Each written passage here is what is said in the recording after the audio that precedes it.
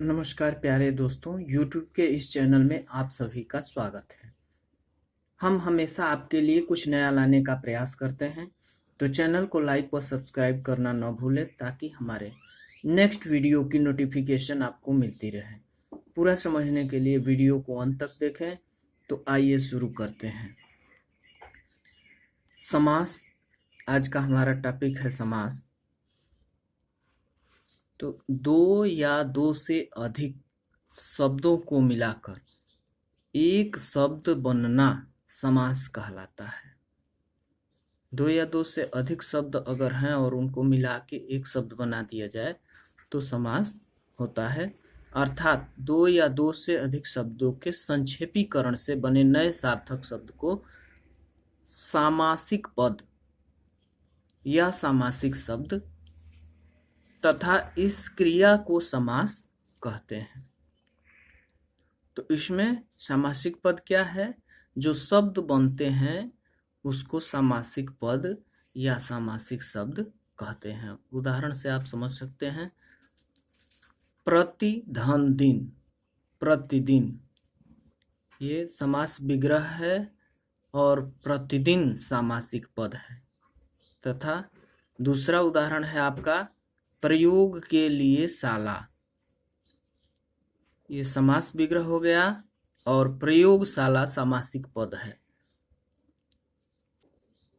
अब हम समास के प्रमुख भेद देखेंगे। तो प्रमुख भेद 6 प्रकार के होते हैं। अव्ययी भाव समास, तत्पुरुष समास, कर्मधारय समास, द्विगु समास, द्वंद्व समास और छठा समास होता है आपका बहुव्रीहि समास। तो इन 6 समासों के बारे में ही हम लोगों को चर्चा करनी है और इन्हीं के बारे में हमें अध्ययन करना है। इन 6 समासों के अध्ययन के लिए हमारे पास टिक के रूप में ये 4 पंक्तियों की एक कविता के रूप में है, पद के रूप में है 4 पंक्तियां। इन पंक्तियों को अगर आप याद रखते हैं तो समास कभी भी आप नहीं भूल पाएंगे।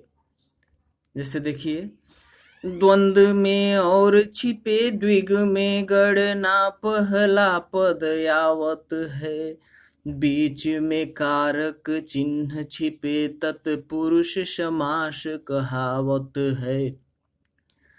अव्यय अव्ययी भाव में है, बहुव्रीहि में अन्य प्रधानत है, पहला पद जामे विशेषण हो, कर्मधारय नाम बतावत है। अगर इस 4 पंक्तियों को आप पद के रूप में याद रखते हैं तो इन 6 समास को आप कभी भी नहीं भूलें। आइए अब इन 6 पंक्तियों में व्याख्या देखते हैं। तो द्वंद्व में और छिपे, यानी कि द्वंद्व समास में और का लोप होता है और शब्द छिप जाता है। जैसे नदी नाले, तो नदी और नाले है और का लोप हो गया है। राजा प्रजा, यहाँ भी और का लोप हुआ है। राधा कृष्ण, राधा और कृष्ण, तो यहाँ भी और का लोप हुआ है। तो द्वंद्व में और छिपे, द्वंद्व में और क्या होता है? छिप जाता है।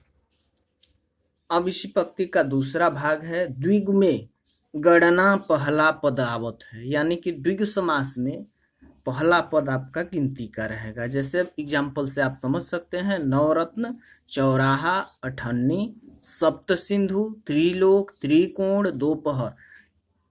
इन सामासिक पदों में आप देख रहे हैं कि पहला पद जो है, पहले 2 अक्षर 1 अक्षर, ये बता रहे हैं कि ये जो है गिनती के अंक हैं। तो इस प्रकार आप देख रहे हैं कि द्विग समास में गणना का पहला पद आता है। अब इसमें अगली पंक्ति है, बीच में कारक चिन्ह छिपे तत्पुरुष समास कहावत है। इसको भी उदाहरण के माध्यम से हम समझेंगे। गगनचुंबी, ये शब्द है, सामासिक पद है गगनचुंबी। इसका समास विग्रह होता है गगन को चूमने वाला। चिड़ी मार, चिड़ियों को मारने वाला। करुणापूर्ण, करुणा से पूर्ण। सूर रचित, सूर द्वारा रचित। प्रयोगशाला, प्रयोग के लिए शाला। यहाँ को, ये को, से, द्वारा, के लिए आदि जो है कारक हैं और इन कारकों का लोप हुआ है। यहाँ नोट में भी हमने दिया है कि को, से, द्वारा, के लिए कारक हैं और इन कारकों का क्या हो गया है, लोप हुआ है, यानी कि बीच में कारक चिन्ह छिपे तत्पुरुष समास कहावत है। अब अव्ययी भाव के लिए है, अव्यय अव्ययी भाव में है। प्रतिधन दिन, प्रतिदिन, आधन जन, आजन्म, भर और पेट मिल के बना है भर पेट, हाथ हाथ मिल के बना है हाथों हाथ। तो यहाँ भी हम देख रहे हैं कि प्रति, आ, भर और ये हाथ अव्यय के रूप में प्रयोग हुए हैं, जो दिन, जन्म, पेट और हाथ के पहले अव्यय के रूप में जुड़े हैं। तो इस प्रकार यहाँ अव्ययी समास है। तो हमने देखा कि अव्यय अव्ययी भाव में है, माने अव्ययी भाव समास में अव्यय का प्रयोग होता है। हमने नोट में भी लिखा है कि प्रति, आ, भर, हाथ अव्यय हैं। बहुव्रीहि में अन्य प्रधानत है, यानी कि बहुव्रीहि समास में अन्य की प्रधानता होती है। उदाहरण से आप समझेंगे, लंबोदर, लंबा है उदर जिसका, यानी लंबोदर का अर्थ होगा लंबा है उदर जिसका, लेकिन ये अर्थ न लेके हम इसका अर्थ लेते हैं गणेश, भगवान गणेश से।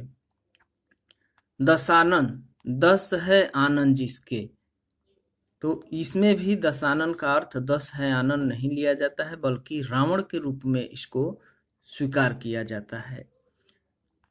चक्रपाणी, चक्र है पाणी में जिसके, तो ये भी विष्णु के रूप में अर्थ लिया जाता है। और गिरिधर, गिरि को धारण करने वाला अर्थात कृष्ण। तो हमने उदाहरण के माध्यम से देखा है कि बहुव्रीहि में अन्य प्रधानत है, अर्थात बहुव्रीहि समास में जो अर्थ उसका निकलता है वो न होके कोई दूसरा ही अर्थ लिया जाता है। अब ये उस पद की अंतिम पंक्ति है, पहला पद जामे विशेषण हो कर्मधारय नाम बतावत है, अर्थात पहला पद जिसमें विशेषण हो कर्मधारय समास होता है। आप उदाहरण से देखें, प्राण प्रिय, प्राण के समान प्रिय, तो यहाँ जो है प्राण से तुलना की गई है, विशेषण के रूप में प्राण शब्द का प्रयोग हुआ है। कमल के समान नयन, कमल नयन, तो इसमें कमल जो है विशेषण के रूप में प्रयोग हुआ है। चंद्रमुख, चंद्रमा के समान, विशेषण के लिए चंद्रमा का प्रयोग, चंद्र का प्रयोग। ये मृग नयन, मृग के समान नयन। तो इस प्रकार हम देख रहे हैं कि पहला ही शब्द विशेषण के रूप में आ रहा है। तो इस प्रकार पहला पद जा में विशेषण हो कर्मधारय नाम बतावत है, यानी कि प्राण प्रिय, कमल नयन, चंद्रमुख और मृग नयन में कर्मधारय समास है। आशा करते हैं वीडियो आपको समझ में आई होगी। Thank you for watching.